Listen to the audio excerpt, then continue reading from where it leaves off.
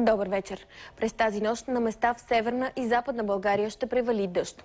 Утре по-значителна облачност ще има в Дунавската равнина, но валежи не се очакват. В източна България ще духа умерен до силен юг-югоизточен вятър. Температурите ще се повишат.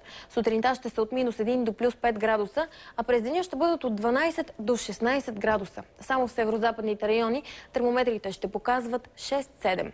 Над планините ще има променлива облачност. Ще духа силен, а по високите и открити части и бурен югозападен вятър. Температурите ще се повишат и максималните в планинските ни курорти ще са от 3 до 10 градуса. Снежната покривка там след последните валежи на места достига 160 см. А как изглеждат 1,13 м сняг за една вечер? В Северна Швеция вече знаят. В град Лувлю беше подобрен 50-годишния рекорд за най-обилен снеговалеж. Това обаче не е мястото с най-много сняг в Швеция. В момента в провинция Дорана има 1,51 см сняг, а рекордът на всички времена от преди 90 години са 3,27 см.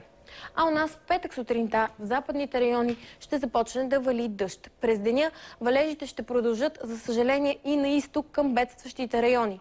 Ще бъде все още топло, с максимални температури от 8 до 15 градуса. Само северо-западните части ще бъдат по-ниски.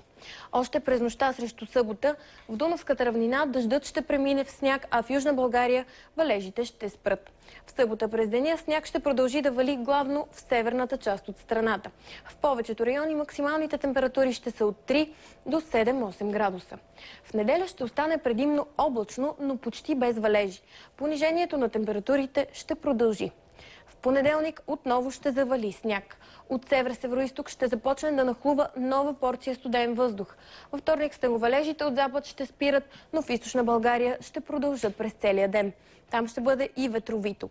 Максималните температури почти навсякъде ще са отрицателни. Такова време ни очаква. По нова следва съдбина кръстопът. Хубава вечер!